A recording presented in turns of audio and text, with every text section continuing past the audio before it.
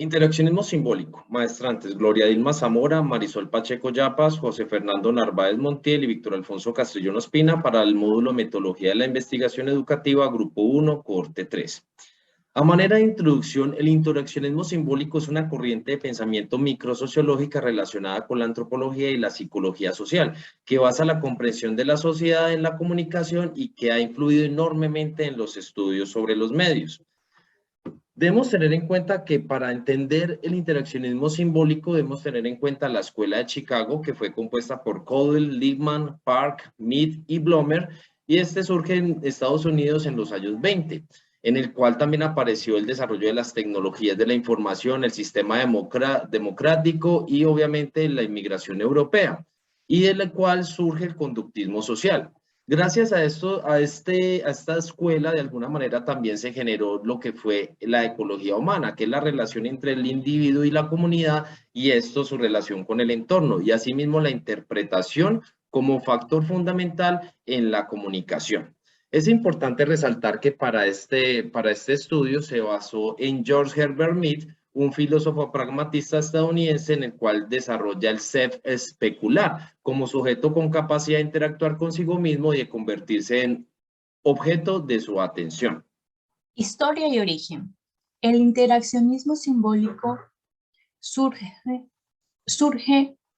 aproximadamente entre los años 20 y sus principales raíces históricas están definidas entre unas corrientes filosóficas que son el pragmatismo, el conductismo, el reduccionismo y sociologismo. Cada una de estas ideas filosóficas dan diferentes aportes a muchos de los autores del interaccionismo simbólico. Estas ideas son retomadas por muchos de los estudiantes en diferentes universidades de Estados Unidos. Y es importante destacar una que es la Escuela de Chicago. La Escuela de Chicago toma como la ciudad como un laboratorio de las relaciones sociales humanas y determina un aspecto muy importante o un concepto muy importante denominado la ecología humana, que es la ciencia de las relaciones del organismo con un entorno. También es importante destacar la Escuela de Palo Alto. Esta escuela, su base principal es la comunicación. Por lo tanto, define que es la matriz de todas las prácticas humanas.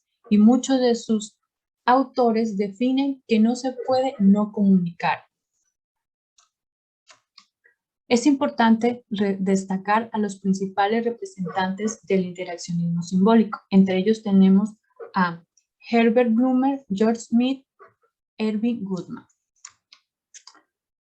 Erving Blumer es el primer autor en el cual usa el concepto de interaccionismo simbólico. Para este autor postula que los seres sociales interpretan los símbolos a través de actividades interactivas y destaca tres premisas, entre ellas que los seres humanos actúan hacia los objetos en base a los significados que estos tienen para ellos. Segunda, que el significado surge en la interacción social. Y la tercera, los significados se modifican a través de un constante proceso de interpretación. Para George Smith, define o postula un concepto muy importante que es el ser o el sí mismo.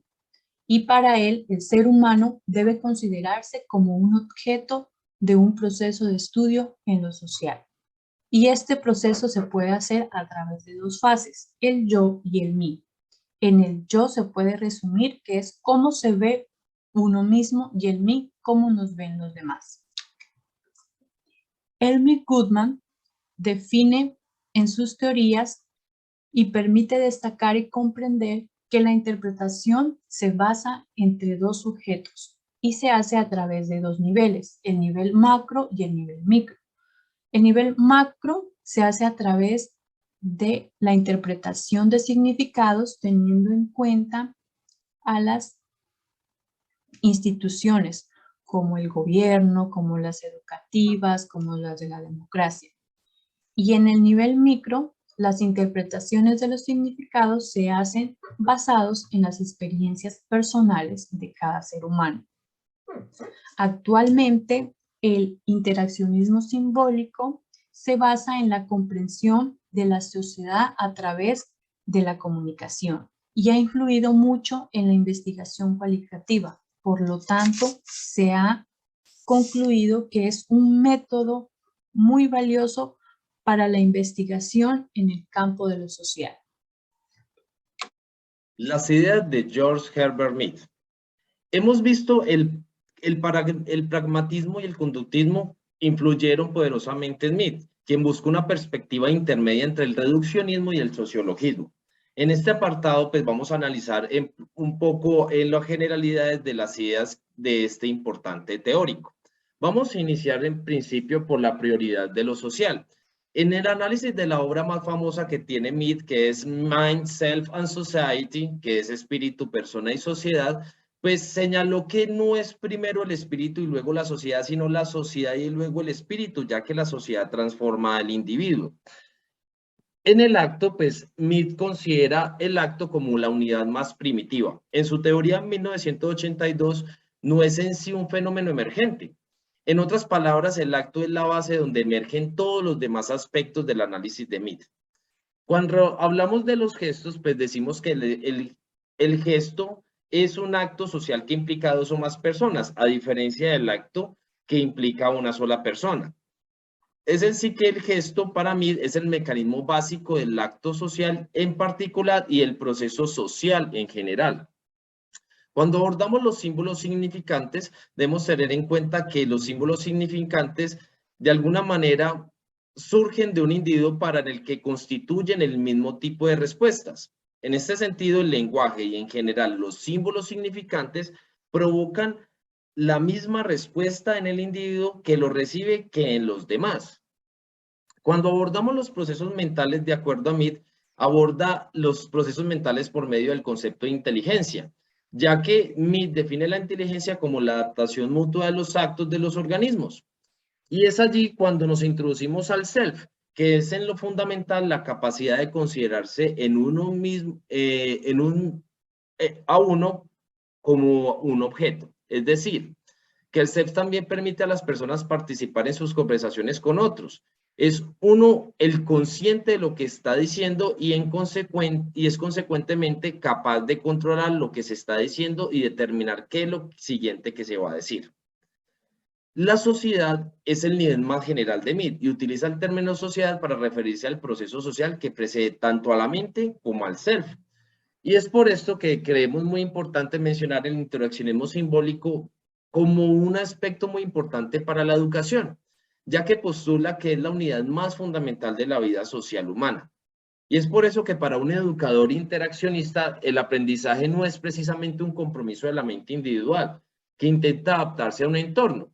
Para el interaccionismo la construcción individual de los significados en la clase es un lugar de interacción con la cultura de estos mismos y al mismo tiempo contribuye a la construcción de una nueva cultura. Esto también citado por Cobb y Busfield en 1995.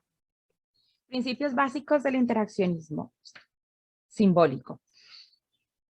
Dentro de los principios básicos tenemos que, a diferencia de los animales inferiores, el ser humano está dotado de la capacidad de pensar. Esta capacidad de pensar le permite tener una interacción social donde va a aprender significados y símbolos que pueden ser a su vez modificados o alterados cuando está en interacción con los demás o cuando se centra en sus pensamientos propios para analizar si esto le genera ventajas o desventajas dentro de su grupo social. Las pautas principales que tiene el interaccionismo simbólico son la acción y la interacción dentro de la sociedad. Nosotros encontramos que este interaccionismo simbólico nos habla acerca de la capacidad del pensamiento.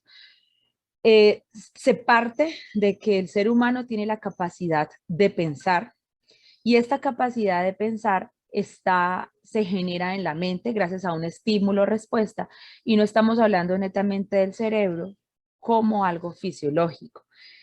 El interactuar socialmente, el análisis propio de los significados y símbolos aprendidos le permite le genera a él como un ente social reflexión e interacción.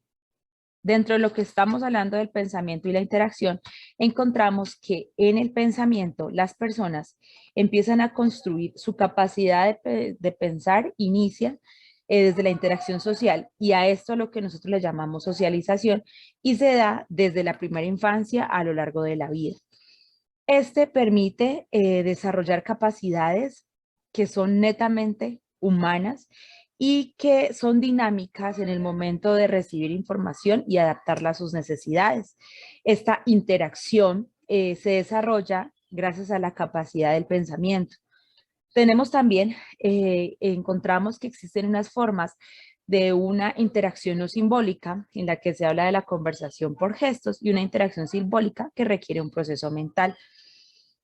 Dentro de la importancia del pensamiento, nosotros encontramos que existen objetos fuera del individuo, y estos objetos que están fuera del individuo le permite clasificarlo en objetos físicos como las sillas, el computador, como objetos sociales, referente, por ejemplo, a la mamá, al estudiante, o los objetos abstractos que son los principios morales.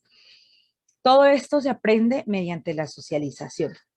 Cuando nosotros hablamos de los aprendizajes significativos y de los símbolos, estamos recordando la acción y la interacción humana y cómo se aprende, cómo la socialización permite la adquisición propia del individuo hacia lo que son aprendizajes significativos y símbolos. El principal sistema de símbolos es el lenguaje. El lenguaje permite crear y recrear el mundo, ¿cierto? Las funciones del lenguaje y de los símbolos. Primero que todo, relacionar y nombrar objetos del mundo. Segundo, permite percibir el entorno. Tercero, aumenta la capacidad del pensamiento y la interacción simbólica hacia uno mismo. Cuarto, resolver diversos problemas. Quinto, trascender en el tiempo, pasado, futuro, presente, futuro, y nos permite identificar espacios y las propias formas de ponerse en el lugar del otro. También nos permite identificar una realidad metafísica, el cielo, el infierno, y dirigir las acciones.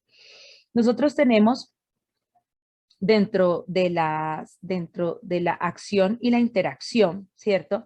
Que cuando hablamos de la acción hace referencia al individuo solo, ¿sí? Al aprendizaje, al análisis de lo adquirido de mis símbolos y mis significados. Mientras que hablamos de la interacción social, estamos hablando de dos o más individuos donde hay una influencia mutua, ¿cierto? Para la elección, ¿cierto? El individuo se apropia de sus símbolos y significados, y a partir de su propia interacción empieza a clasificar lo que considera, entre comillas, bueno o malo para sí mismo, y esta principal fuente se adquiere desde la comunidad y desde la familia. Esto no implica que tiene que ser así siempre, sino que, como les digo, a lo largo de la vida el individuo va tomando el análisis y la autonomía para desarrollar sus propios principios, sus propios valores o sus propias formas de pensar y de actuar. Cuando nos referimos al self, estamos hablando acerca de la capacidad de vernos a nosotros mismos como a cualquier otro objeto. Primero, aprendemos a mirarnos. Luego, nos colocamos, saliéndonos de nosotros mismos, idealizamos cómo opinan de nosotros los demás. Y tercero, desarrollamos un sentimiento que es el self, ¿sí? En este concepto también nosotros estamos hablando de la autoestima y de la autoconciencia. Existe el self-concepto, el punto de vista de uno mismo, el self-existente, donde cómo somos socialmente, el ser deseados, cómo nos gustaría ser, y el self-presente, que nos representa a nosotros mismos en situaciones determinadas. En este punto nosotros también tenemos lo que nos dice Goffman acerca de la dramaturgia, donde se considera que somos actores, ¿cierto? Que estamos en un escenario, y este escenario, como actores también tenemos una fachada en la que venimos a hablar acerca de la apariencia y de los modales, y que nuestro equipo es la sociedad a la que pertenecemos, ¿sí? Esto hace parte de los principios básicos. Muchas gracias. Para continuar, es muy importante tener en cuenta algunos de los principios metodológicos del interaccionismo simbólico, ya que nos ayuda a entender mejor su orientación teórica. Es por eso que Blumer nos habla sobre los métodos. Plantea el estudio de la acción y la interacción en el mundo real. Criticó lo que le consideraba la tendencia hacia el cientifismo ciego en la sociedad.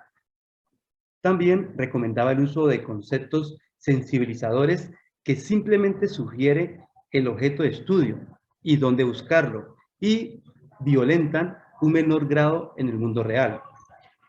También Blumer evita el término hipótesis y rechaza la prueba de hipótesis como un modo válido de realizar investigación sociológica. A continuación, vamos a hablar sobre Blumer frente a Kuhn, sobre los métodos. Las diferencias fundamentales entre Blumer y Kuhn son en la parte metodológica. Es por eso que Blumer defendía una metodología distintiva para el estudio de la conducta humana, una metodología que no emitía generalizaciones, mientras que Kuhn acentuaba la unidad en el método científico. Consiste en usar variables investigables y definiciones operacionales. Aconsejaba a los sociólogos que rechazaran las técnicas científicas y recurrieran a índices abiertamente conductuales de lo que sucede en la mente de los actores. La interpretación de Blumer de las ideas de Mead. Mead difiere considerablemente de la metodología naturalista de Blumer. Es por eso que el acento de Mead sobre la observación sistemática y la investigación experimental difiere considerablemente de la metodología naturalista de Blumer. Ni complementa ni amplía la perspectiva metodológica de Mead, y el marco teórico de Blumer no es el apropiado para la investigación y el desarrollo de las ideas teóricas de Mead. Por último, tenemos la crítica de Blumer. Blumer rechazó las técnicas científicas, las cuales rechazaban los contenidos de las conciencias en la parte cualitativa, que no implicaba su expresión externa ni puede ser codificada, clasificada o incluso explicada. Otra crítica era la vaguedad de conceptos, tales como la mente, el ser, el yo y el mí. Y por último, tenemos la crítica en la que ignora la importancia de factores tales como la inconsciente y las emociones, escasas importancias a las grandes estructuras. Muchas gracias.